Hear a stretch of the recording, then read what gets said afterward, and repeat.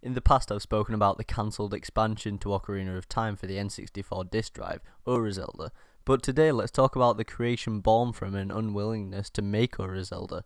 In today's episode of Nintendo Know, let's talk about Zelda Gaiden.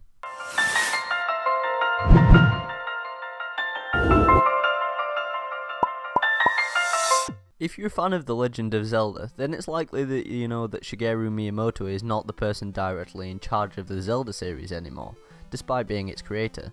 This role is filled rather by Eiji Aonuma, who was formerly the dungeon designer of the series, notably in Ocarina of Time.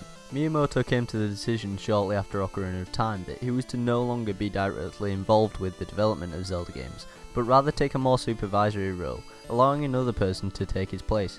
This person will be Aonuma, and his first project was Zelda Gaiden. While working on Zelda, Aonuma felt that it didn't feel enough like its own creation, despite it being an add-on to Ocarina of Time, so seemingly it wasn't even meant to, but nevertheless he wasn't enthused by being part of its development, and bargained with Miyamoto that if he could create a Zelda game in a year, then they could cancel work on the expansion pack.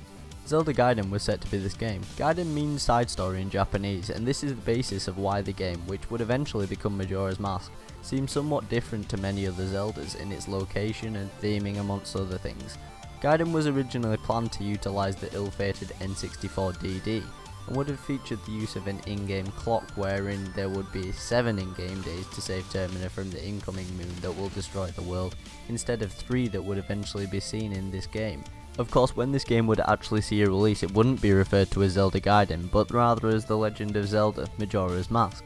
The switch of name occurred around the same time as the switch from the game running on the N64 disk drive, to changing the development to being a cartridge-based game. One noticeable difference seen from the game when it was known as Zelda Gaiden is that the moon, which gives a sense of looming doom every second you were in Termina, wouldn't have quite had the same effect, as it didn't have the haunting face we all know and love, right? And that's been it for this episode of Nintendo Know, and I thank you very much for watching. If you enjoyed this video, then please like, comment and subscribe for more Nintendo Know.